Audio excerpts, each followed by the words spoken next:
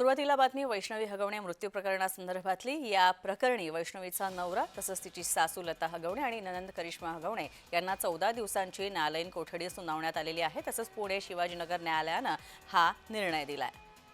आपण पाहतोय वैष्णवी हगवणे हिच्या मृत्यू प्रकरणी तिचा नवरा तसंच तिच्या सासूबाई लता हगवणे आणि तिची ननंद करिश्मा हगवणे या तिघांनाही आता कोठडी सुनावण्यात आलेली आहे। शिवाजीनगर कोर्टामध्ये या तिघांनाही हजर करण्यात आलं। तर आज या तिघांची पोलीस कोठडी संपतेय। तर या प्रकरणाचे अधिक अपडेट्स जाणून घेऊयात। थेट जाऊयात पुण्यात। आमचे प्रतिनिधी रोहन कदम आमच्या सोबत जोडले गेलेत। रोहन, काय अपडेट्स या सगळ्याबद्दल?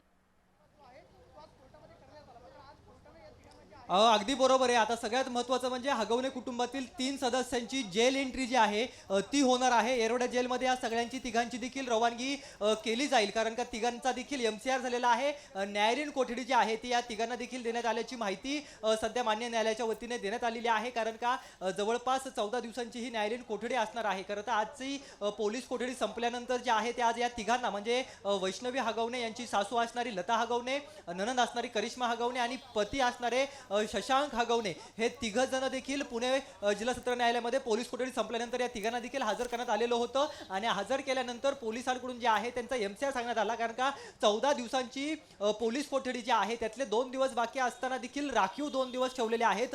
जर का भविष्यामध्ये पुणे पोलिसांना बावधन पोलिसांना जर का या दोघांची पोलीस कोठडी घ्यायची असेल तर मान्य न्यायालयाला पत्र देऊन ते पुन्हा एकदा पोलीस कोठडी 2 दिवसांची घेऊ शकतात। परंतु सगळ्यात महत्त्वाची बाब म्हणजे निलेश चव्हाण जो आहे तो यातला अजून सापडलेला नाहीये। निलेश चव्हाण ज्यावेळेस सापडेल त्यावेळेस निश्चितचपणाने करिश्मा हगवणे यांची पोलीस कोठडी जी आहे ती बावधन पोलिसांकडून घेतली जाईल, कारण का त्यांना समोरासमोर बसून बावधन पोलिसांना या दोघांची चौकशी करायची आहे। त्यामुळे हे 2 दिवस जे पोलीस कोठडीचे राहिलेले आहेत ते 2 दिवस बावधन पोलिसांनी जाणून बुजून राखीव ठेवलेले पाहायला मिळत आहेत। मान्य न्यायालयासमोर आज गेल्यानंतर त्यांनी डायरेक्ट MCR फाईल केला, न्यायालयीन कोठडी देण्याची मागणी केली। त्यानंतर सुनावणी जी आहे ती कोणतीही पार पडली नाही, कोणत्याही वकिलांचं आर्ग्युमेंट जे आहे ते कोर्टामध्ये झालेलं नाही। त्यानंतर डायरेक्ट मान्य न्यायालयाने जे आहे ते या तिघा जणांची 14 दिवसांची न्यायालयीन कोठडी जी आहे ती दिलेली पाहायला मिळते। आणि या तिघांचंही आता येरवडा कारागृहामध्ये जेल एंट्री जी आहे ती होणार आहे। आणि सगळ्यात महत्त्वाचं म्हणजे 31 तारखेला राजेंद्र हगवणे आणि सुशील हगवणे या दोघांना देखील कोर्टामध्ये हजर केलं जाईल।